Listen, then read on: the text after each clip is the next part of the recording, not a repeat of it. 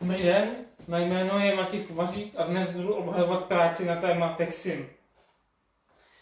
Cílem práce bylo vytvoření vlastní alternativy k programu AnyMultiSim, což je program pro simulování elektrických obvodů. Práce si nekladla za cíl vytvořit přesnou kopii, nýbrž vytvořit program s lepší a upravenou filozofií fungování v rámci vlastních možností. Program byl programován programací jazyce C++ a bylo zvoleno vývojové prostředí Qt Creator. Taková práce se skládá ze dvou hlavních částí, to je řešení elektrických obvodů a také grafická část pro sestavování obvodů. Nejprve bych tedy rád mluvil o řešení elektrických obvodů.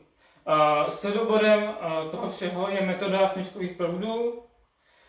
Zároveň umožňuje skládání různých frekvencí. Tím je myšleno tím, že máme jeden obvod, kde máme dva různé elektrické zdroje s dvěma různými frekvencemi. Také ten program umožňuje změnu parametrů součástek. Výhodou je, že to dokáže dělat i během simulace. Taky samozřejmě, že výstupem toho programu je měřená hodnota z multimetru. Tady máme konkrétní ampermetry. Měřit vlastně jak proud, tak samozřejmě, že i napětí. Dokáže měřit střídavé hodnoty efektivní a střední, pak také stejnosměrnou hodnotu a pak také smíšené hodnoty střední i efektivní. Zde můžeme vidět zapojení, které je vhodné pro řešení těch smyčkových proudů. Teď něco k tomu grafickému prostředí. Tak, skládá se to hlavně ze dvou základních objektů, to jsou součástky a vodiček, se kterými můžeme pohybovat, mazat je, spojovat je a podobně. A také u těch součástek můžeme zobrazovat ty parametry, jak tady můžeme vidět. Zde máme rezonanční obvod s činitelem jakosti tak kolem 24. Co to také umožňuje, je export toho vytvořeného schématu do obrázku, například JPG nebo PNG,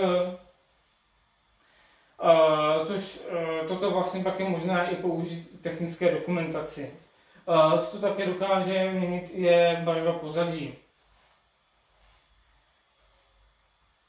Já jsem na práci pracoval poctivě a proto jsem tam přidal jako jisté věci, které by tam ani být nemusely, ale bylo to docela komplikované. Byla to dioda, která je problematická, nebo byla problematická z toho pohledu, že je potřeba znát její odpor, potažmo impedanci pro tu metodu. A tady vlastně bylo potřeba vytvořit takový vzorec, který by nám to řekl. A poprvé řečeno vůbec to nebylo jednoduché. Pak tady zde také byl transformátor, zde můžeme vidět zapojení s tím, že převádí jednu fázi zvlášť vysokého napětí na napětí vysoké. Pak také problémy, s kterými jsem se obecně setkával, byl převod vazeb mezi součástkami a vodiči do dvourozměrného pole, které je pak možné si představit jako tu rovnici, díky které se ty vody řeší. Tož vlastně bylo potřeba tady vymyslet úplně vlastní algoritmus, úplně od začátku. A pročilo zrovna to hodně času a hodně času tam bylo s těma opravováníma těch chyb. Pak také to byly ty teoretické předpoklady pro tu diodu, jak jsem o tom mluvil. Dalším problémem v té grafické části bylo to, že máme součástku, která má vždy dva konce, buď vpravo nebo vlevo, když je svislá, tak nahoře nebo dole. A tady byl ten problém, že často třeba oba dva ty vodiče šli třeba jenom na jeden ten konec. Takže se zdálo, že oba dva ty vodiče jsou připojené na jeden ten konec. Byl v tom docela jako bordel, se musím přiznat v tomhletom. Naštěstí jsem to pak jako vyřešil. A asi tak nejvíc bolestivý problém byl nefunkční export do formátu .exe, který by vlastně měl vytvořit tu aplikaci. Bylo to možné spouštět, nebo funkčně spouštět jenom v tom vývojovém prostředí.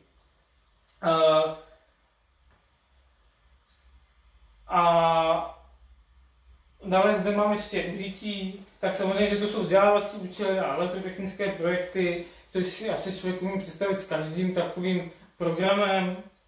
Nadále to také bylo zjišťování odporu registoru. To ani tak samo o sobě doplňková část nebyla, protože se to podařilo zakomponovat do celého toho programu. Zde můžeme vidět, že to dokáže i zadávat přímo ten odpor do přímo té součástky, která je vytvořená, třeba i během simulace. Samozřejmě, že to dokáže fungovat i nezávisle. Je možné, jak zadávat přímo ty proužky, zde máme konkrétně 4, můžou být taky 3, 5 nebo 6.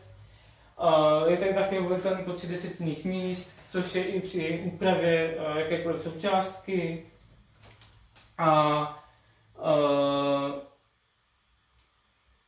Pak tady taky můžeme vidět i tu jednotku ohm.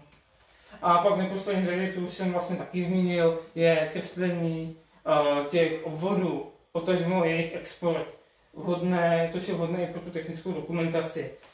Tím bych chtěl poděkovat za pozornost, bohužel tady nikdo není, takže nikdo nemá žádný dotaz.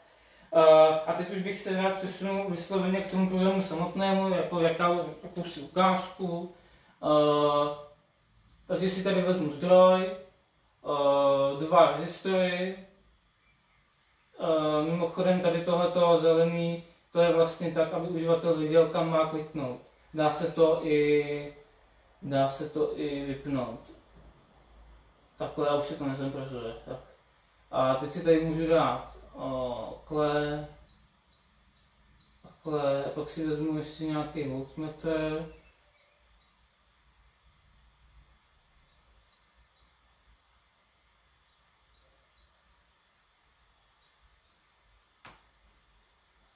A zapneme simulaci a vidíme krásně, že z toho je napěťový dělič 1:1, jo. Samozřejmě, že to zaměnit, jo, takže si tady například dám, já nevím, 200 ohmů, no, a je to přesně takhle. Samozřejmě, že počet desetinných míst je volitelný. Takhle, no. Takhle se mění název té součástky. No. Až takhle nějak, jo, a ještě možná, co bych ještě rád zmínil, je změna toho pozadí. Jo, jak uživatelům vyhovuje. No, takhle. To je všechno. Děkuju.